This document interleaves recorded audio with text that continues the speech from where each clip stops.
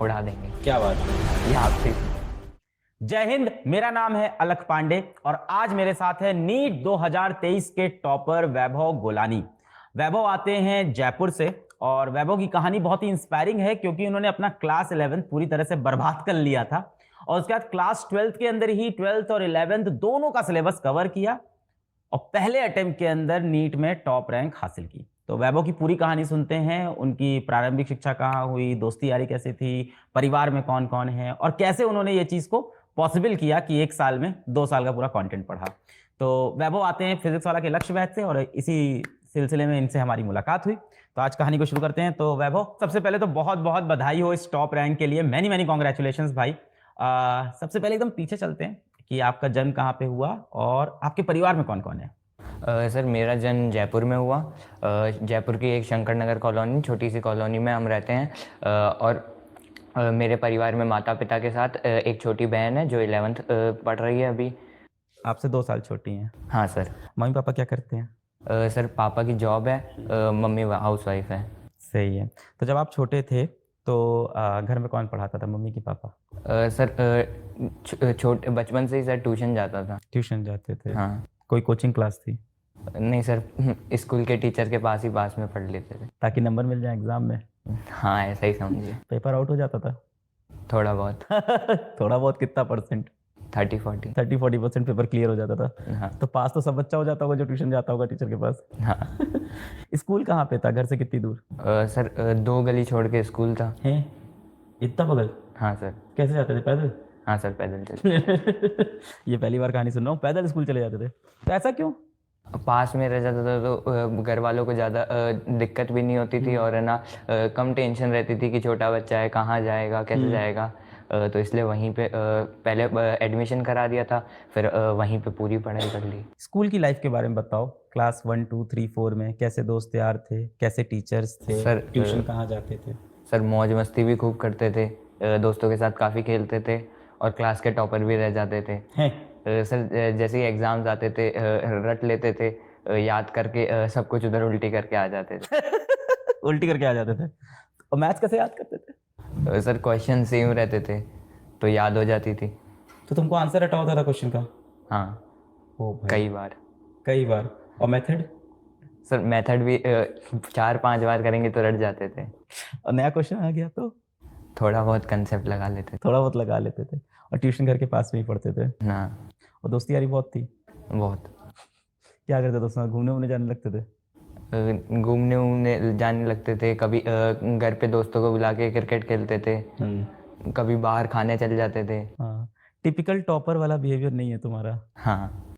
बदमाशी खूब करना और फिर लास्ट में एग्जाम में फर्स्ट रैंक आती थी स्कूल में? सर कभी फर्स्ट कभी सेकंड। First second. कितने बच्चे थे क्लास में? सर 40-50। 40-50 बच्चे थे। चलो बहुत बड़ी क्लास नहीं है। और अपने स्कूल में भी टॉप कर रहे होते थे? ऐसा होता था तीनों सेक्शन जो होते हैं उसमें? हाँ सर ऐसा ही था। चल रहा था, बढ़िया चल रहा था। फिर आगे बताओ 6th 7th 8th में क्या हुआ? सर इसी तरह 6th 7th 8th भी चलती जा रही थी। सर जो मेजर चेंज आया वो 10th में आया। 10th में एक्चुअली कोविड आ गया। कोविड आ गया तो सब कुछ है ना ऑफलाइन बंद हो गया, सब कुछ ऑनलाइन पे शिफ्ट हो गया। ऑनलाइन क्लासेस शुरू हो गई तो सर स्कूल की? हाँ तो सर ट्यूशन बंद क्योंकि ट्यूशन बंद हो गया था क्योंकि ऑफलाइन हो नहीं सकता था। सर ऑनलाइन क्लासेस शुरू हो गई थी। तो स्कूल की क्लासेस होती थी, उसके बाद पूरा टाइम फ्री रहता था। तो सर जो डिस्ट्रैक्शंस की तरफ अट्रैक्शन थोड़ा बढ़ गया था। डिस्ट्रैक्शन की तरफ अट्रैक्शन, क्या लाइन है? तो कहाँ फंस गए थे? 12th में फिर आपने मौज मस्ती नहीं की 1 साल? हाँ सर। पर 11 में भी अगर पढ़ाई किए होते तो 11 12 तुम्हारा बैलेंस रहता, लाइफ हैप्पी होती, मौज मस्ती भी रहती, सेलेक्ट भी हो जाते शायद।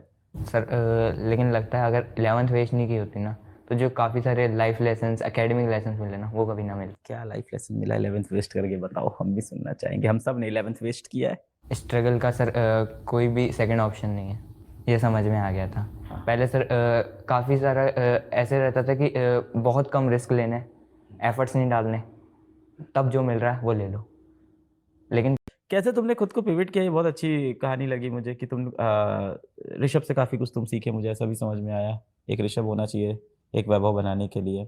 और कैसे तुमको अचानक से रियलाइज़ हो गया कि अब सीरियस होना पड़ेगा, अब टाइम नहीं बचा है, तुम स्ट्रिक्ट हो गए, 4 बजे उठने लगे। तुम्हें क्या ये डर लगता है वैभव कि कॉलेज जाके कहीं मैं फिर वापस पुराने वाला वैभव ना बन जाऊं? सर लगता है कई बार ही लगा भी था प्रिपरेशन के टाइम भी। लेकिन सर अब भरोसा है।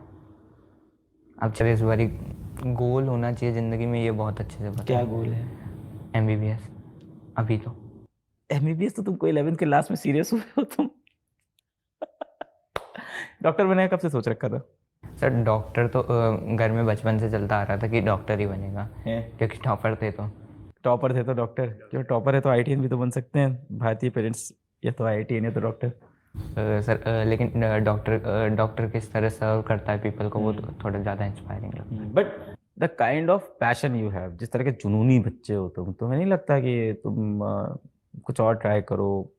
May be UPSC, may be something else, may be entrepreneurship, कुछ भी और। ऐसा नहीं मन करता कभी? सर ट्राई ज़रूर करेंगे। करेंगे, हाँ पर अभी डॉक्टर बनना है। हाँ। सो वैभव, बहुत अच्छा लगा है तुमसे बात करके, बहुत ही इंस्पायरिंग स्टोरी है तुम्हारी। बहुत से बच्चे सुनेंगे जिनका 11th खराब होता है, वो खुद को डेडिकेट करें, 12th में अच्छा करें। एक जो तुमको एडवांटेज कहूंगा छोटा सा, कि स्कूल नहीं जा रहे थे, तो उसका सोल्यूशन थोड़ा टफ हो जाता है, बट अदरवाइज तुमने अपने सारे एफर्ट मारे, and we are proud of your story. And मुझे बहुत अच्छा लगा तुमसे बात करके, क्योंकि जनरली मुझे एक टिपिकल टॉपर बच्चों से मैं बात करता हूँ, तुम थोड़े हटके लगे, थोड़े तुम्हारी लाइफ में काफ़ी तुम्हें झटके लगे, तो बहुत मज़ा आया तुमसे बात करके। And that's all.